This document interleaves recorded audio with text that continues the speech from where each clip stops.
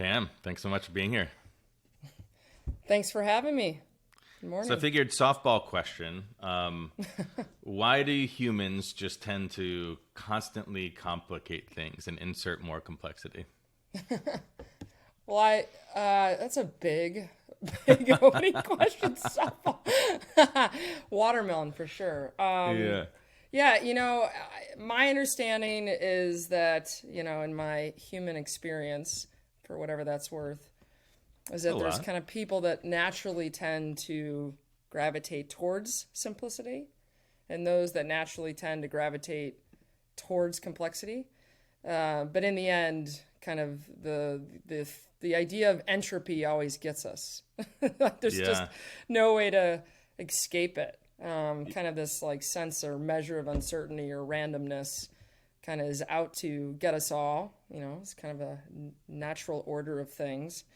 And I would say that just it feels like with the digital age, that curve is just exponentially exploding and everything's going faster than anyone can keep up with. So at some point, complexity is just here to stay.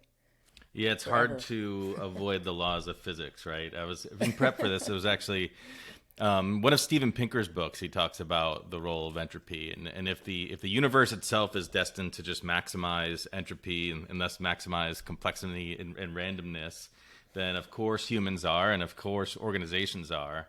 And if you can't avoid that equation, then you need to insert something. You need to insert some energy and some focus and a dedicated, effort to actually, clean up that the complexity and simplify things. And that's what I love about EOS, the Entrepreneurial Operating System, is first and foremost, it acknowledges that role of visionary and integrator.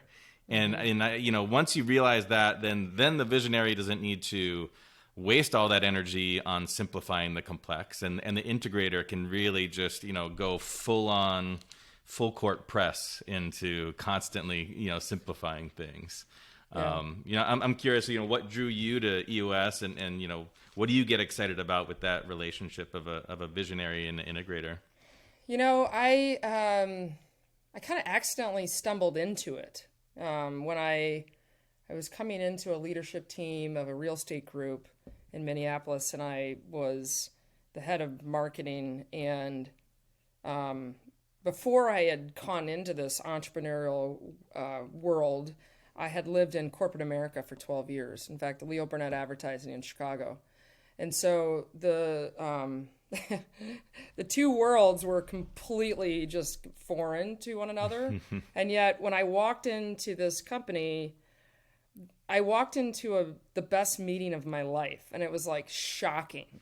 I was like, wait, how did these people figure out how to have a super effective meeting that like took away all the bullshit really of like politicking and, stay in your lane and all this kind of gross stuff that humans insert as power trippy, egocentric stuff, which you never really get rid of, but you have to, like this idea of kind of this entropy world, you have to actively combat it. There actually has to be this intentionality or purpose behind what you're doing to kind of mitigate some of the damage that can do, and just unnecessary complexity, added obstacles and energy busters, right? And so, to me, the EOS system is this beautiful simplification of all of these really complex things. And it's like just that guiding light, that thing that grounds you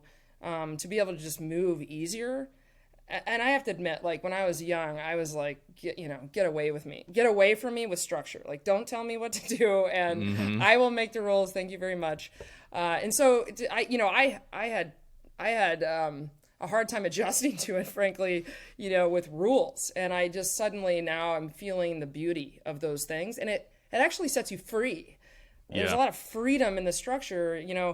I think I was telling you before that I have a couple good friends in NASA, which is kind of weird. I have two female rugby player friends in the U.S. national team that that I played with at World Cups, and they went to space. And I kept thinking That's of so like, cool. what an incredible journey that is. And, imagine how fun that is to be out in space in this anti-gravity world, and you're exploring, it's all fun and games until suddenly you're not tethered to the spaceship. Then it's just like chaos and fear. Yeah. I'm the same as you. I've always been really resistant to rules, and it seems like it would be boring. But yeah, I find that if it's the right, it's not even really rules and structure as much as it is just, it's the simplification, right? It's saying, hey, if you need 3 to 5 things that you need to focus on, and you'll get it done, because there's going to be lots of complicated stuff in there that happens. I mean. But then that frees you up to really be creative in those spaces, because you know that those 3 or 5 things are gonna get done, so you can fill that space with all sorts of creative problem solving, and rather than getting distracted. Yeah, it's a good point. Just coming it back to simplicity and being comfortable with why that's healthy and actually helps you go faster. Sometimes it feels like simplicity and focus can almost ruin a visionary's mojo. And actually, when you think about the EOS system in particular, and I think you'd ask me kind of this why I gravitate towards it, it actually compartmentalizes energy. It doesn't destroy it. And if you think about going this whole laws of physics, right? It's not created or destroyed. It's kind of like harnessed and organized. And It's a closed system, right? The energy doesn't go anywhere. Yeah. Yeah. Like if there's an issue list for everything, there's something that you're solving for, in the immediate 90 days, and then there's stuff that you kick the can on and say, yeah, important, thanks for labeling that and naming that thing, and we'll move it over there. And the ideas get captured. And I think that's part of what I think gives everybody a little bit of a sense of relief that, it has its place. It can be on a 1-year plan. It can be on a 3-year plan. It can be on a 10-year kind of visionary picture.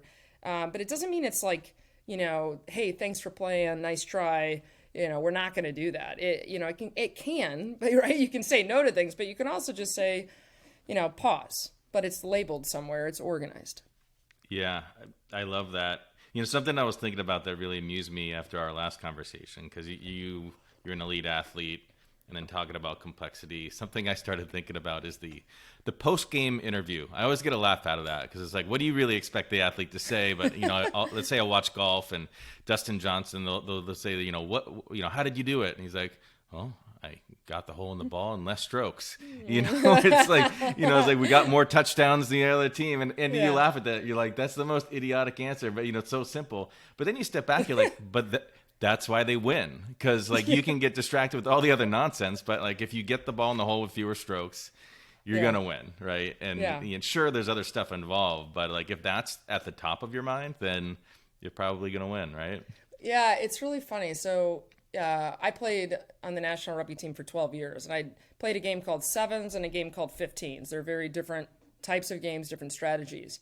And there are these moments in the evolution of the sport where something will change across the globe, like some sort of strategic tactical element. So for instance, in sevens, when I first started playing, it was almost if you kicked the ball away, it was kind of like a big no-no. Like the strategy of the game was just keep the ball in hand, right? If you kick away possession, that's just a problem.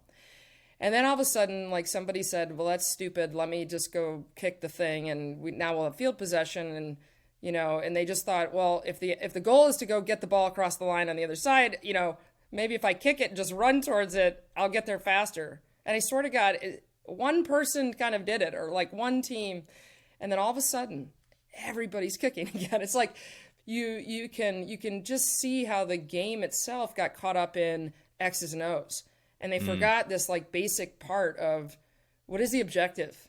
It's to go put the ball down in the try zone on the other side. So figure out how to do that, and does it need to be more complicated and a little, a bit of luck, a bit of smash mouth, a bit of, yes, there's strategic plays and such, but don't get caught up in the rules of like the strategy of the game to the point where you can't play. And, so it's kind of interesting to come back down to the simplicity of it all. Yeah, yeah, and what and then tying that back to EOS, what I love is the cadence of every single week you're looking at the rocks or the goals that you've set for the quarter, and you're also looking at a very simple scorecard that says here's the type of stuff that we're measuring, and I'll tell you our own personal experience. We went through iterations of making that very complicated ourselves, and then making it simple again, and but then you boil it down to it. For ourselves, it was like, well, we need to keep our employees happy and growing. We need to keep our clients happy and growing. And we need to attract new clients and employees, right? And it's like, if you're just looking at that every week, then it's hard to do much wrong.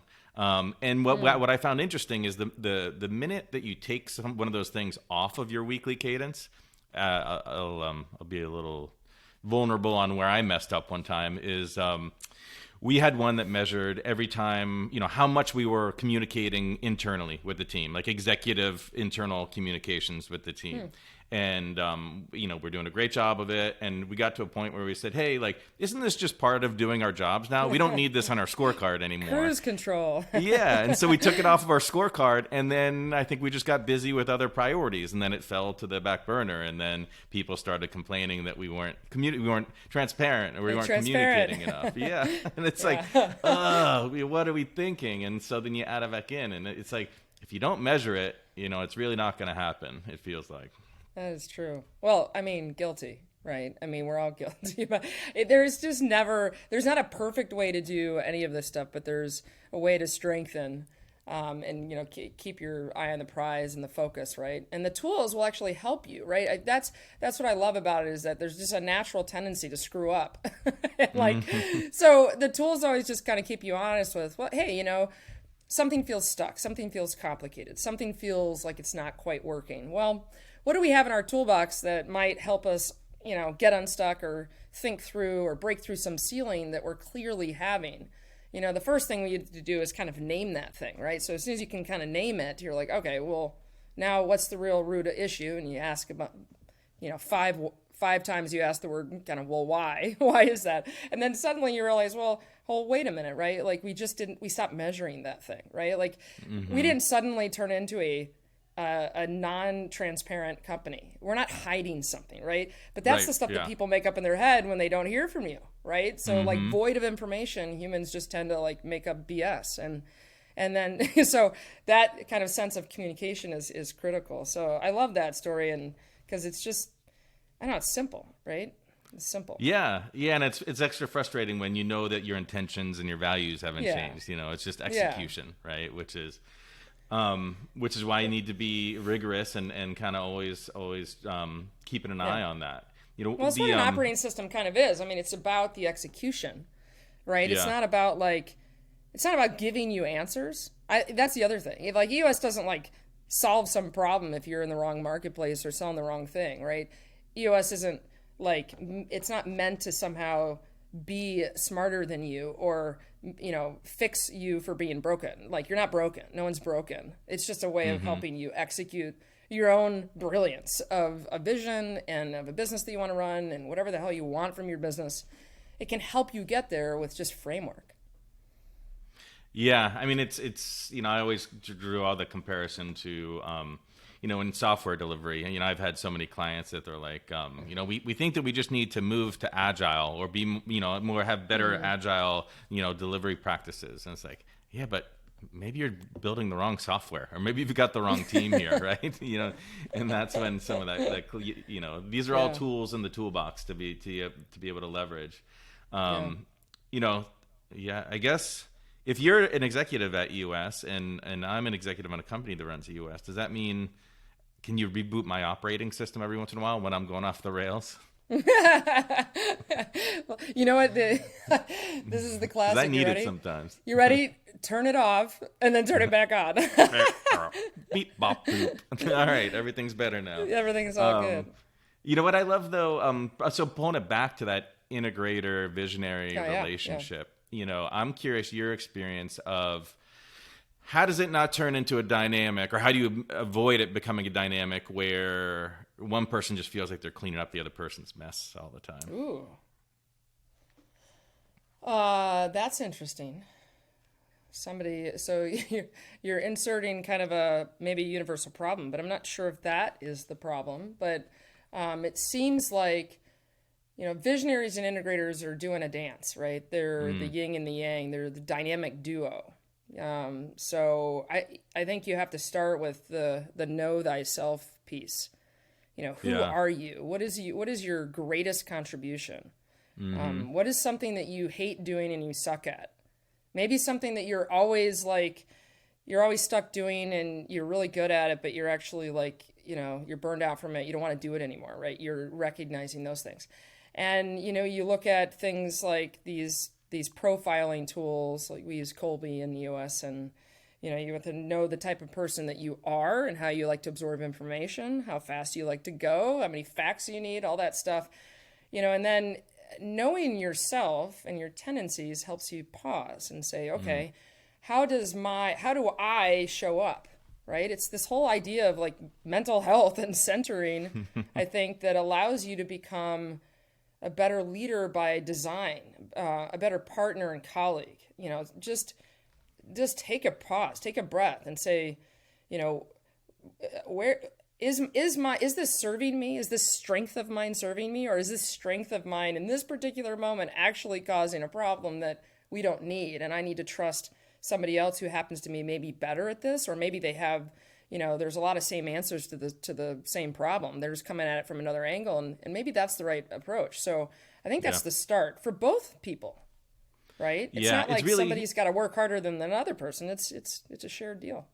That's a good point. That and the partner aspect, because this is just raw human relationship stuff, right? And any partnership and any marriage or anything, if you gotta assume positive intent. That's where you gotta start, right? You gotta be true to yourself, like you said.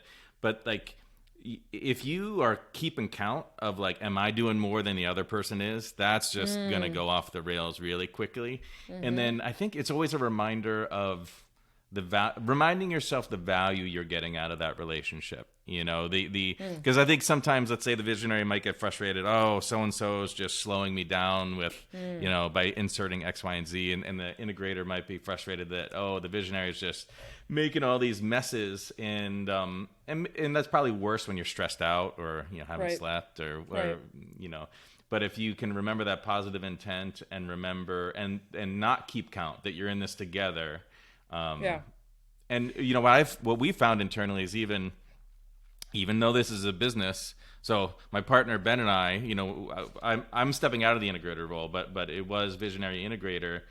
We would even go to the Berkshires for a meditation retreat for the two of us, the same that you would with your spouse or your partner, right? Yeah. That you got to just find the time, otherwise you're going to start to grate on each other. Well, it's not even it's you have to consider the health of your relationship a true investment. It's not a find the time, nice to have, really. That's actually, just flipping that to say that this is as important for us to trust each other this way, to have a healthy dynamic so that we aren't making stuff up. We aren't filling voids with head trash. I actually have a visionary integrator duo that took it so far that they created a love path, literally a spousal conversation around, stuff that truly marriages will deal with in terms of what do you see, what do you want.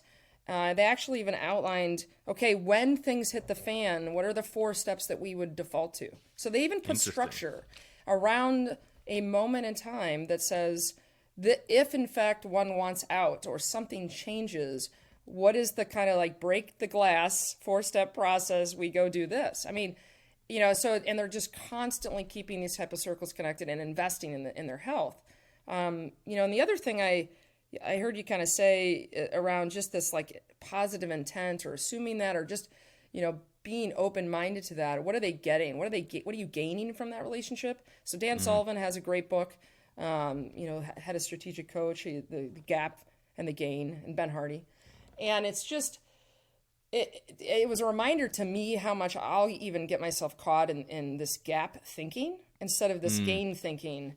And so here's an example. So just recently I had an experience where I was frustrated that I was not getting the right type of review or specific detail on something that was really important, and it just I had given a leader in the company something to review. There was a sense of, yeah, it's fine, keep moving. Turns out it wasn't. And I'm sitting here going, gosh, like this, why didn't I get this type of feedback? And, one of my colleagues reminded me and says, like, that's not their gift. That's not what they love to do. That's not what they don't like to edit. They're not the person who's going to give you the detailed review of things. Like, that's not how they fly. And instead of holding that against them, I could say, wait a minute, you're right. Like, that's the wrong person to be thinking through the details with me. I actually needed to redirect that energy and not try to force something that wasn't going to fit. Interesting. It's funny that like building up that laundry list of frustrations in your head is like yet another like entropy example where you're just you're inserting more complexity, and then that all of that energy is now energy that cannot be used to actually be productive, right? Like the bigger that list gets, the less productive things you can get, and so you need to simplify. Yeah. Well, it's funny, we call that head trash. I know it's like a lovely just term of all the things, but in the EOS community, because I'm a professional EOS implementer as well, and so I kind of practice what I preach, and there's all of these interesting moments where the community starts to learn this language of like when they catch themselves in it. Part of the whole trick of this stuff is just naming the thing you're feeling and thinking, and being able to just say, hold on a second, I feel cluttered, I feel I feel like there's things happening. And we can say now, that sounds like head trash around that thing. You're adding complexity to it. You're filling gaps that do not need to be filled.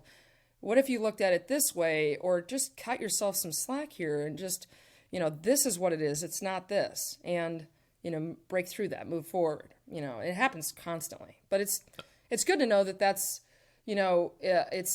once you just, even if you just say that, it gives people relief. Like, oh, yeah.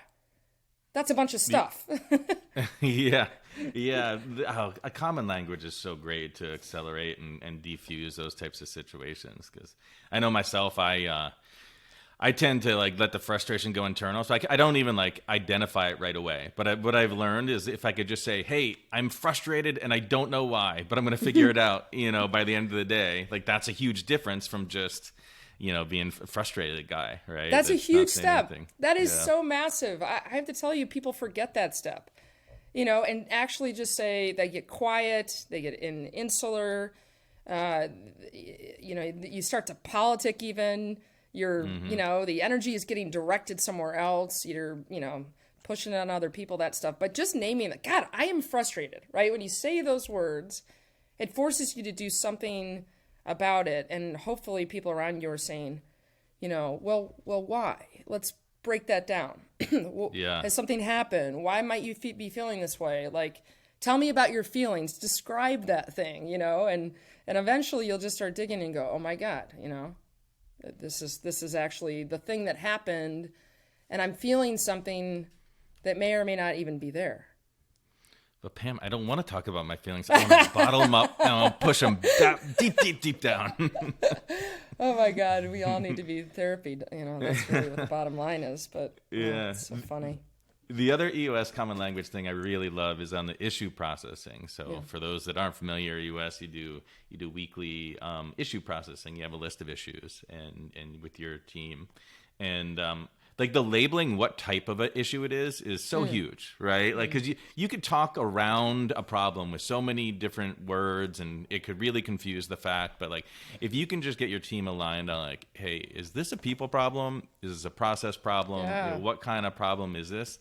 Then like you can get quickly align, okay, we at least know the category of problem it is. And that I've found that accelerates our conversations by an order of magnitude at least. Oh my God, totally. And it's a skill and it's an art to be able to just do it really well. I always say issues have babies, right? Are you talking about the issue parent? Or are you talking about the issue baby? Like really kind of dig into the root, right? We're always talking about identifying the root issue. And it's not always right at the surface, right? We tend to, when we think about solving issues, the process is to usually identify the thing you're actually supposed to be talking about. because the rest of it's kind of a distraction or a symptom of something larger. And so if the idea is to really just get that thing rooted out at the very, very tip of the issue, then you'll solve it for the greater good forever. That's kind of ideal. And once you've identified it, you're discussing that thing. Then, there's a more strategic or logical flow to the discussion, and you're not getting distracted by talking around something, which is usually where we can get lost. We can get off on some never-ending trail of, a rabbit hole.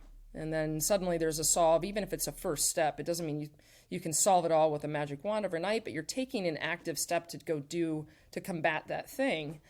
And that's called IDS. And usually, the opposite of that, which is what most tend to do, is DIS. We'll actually just start discussing. There's like a vomit of the mouth around how you're feeling, around what happened. There's a description of the thing. And that's where people can or they'll jump in with a solve. The other thing is you can say, as soon as somebody says something, it's like, I got an idea for you. Which, it might be good, might be bad, but who knows? Like, let's try to get a little bit more focused on what we're actually solving for.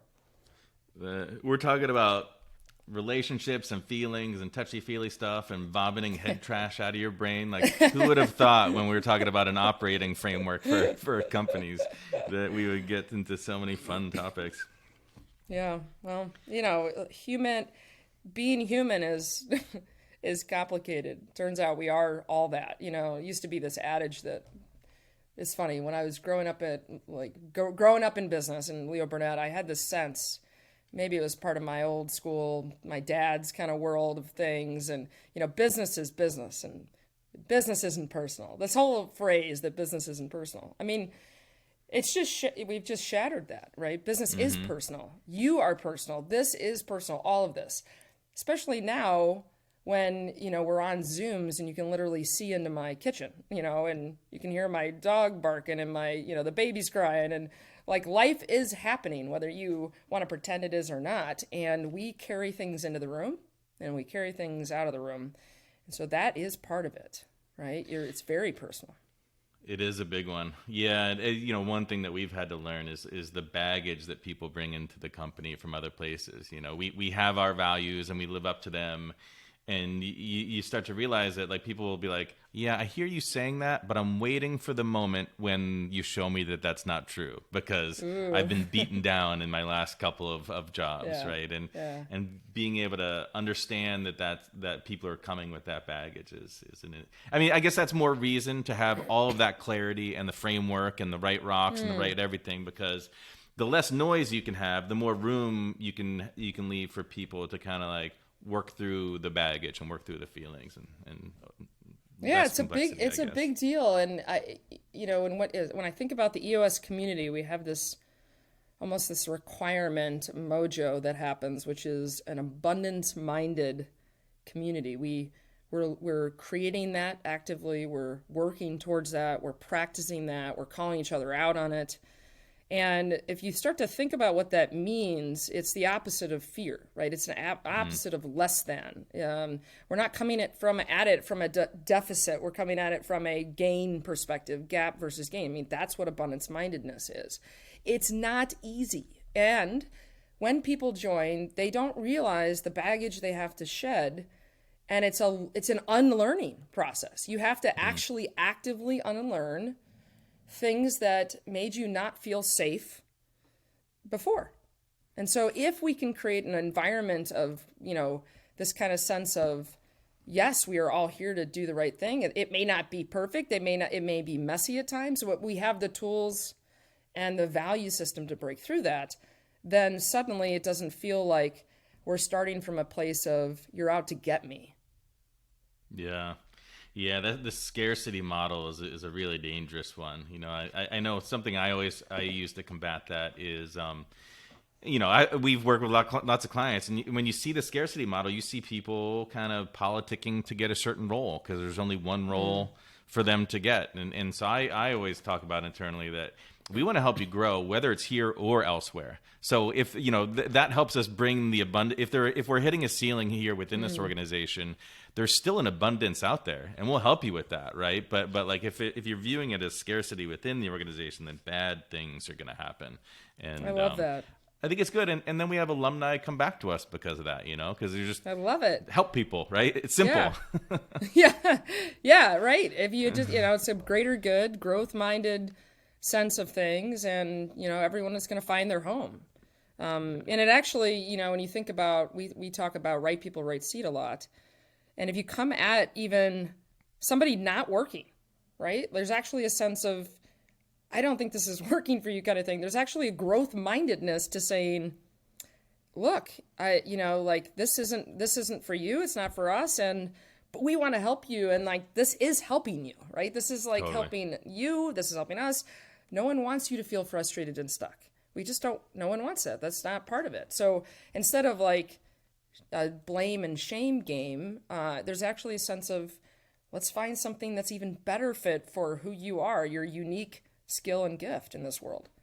Yeah, because everyone's got one. Just a matter of finding it. I really enjoyed this, Pam. Something I love to finish with is, throughout your athlete career, your corporate career, and your just life, what's the best advice you've ever received? That's a great best advice. God.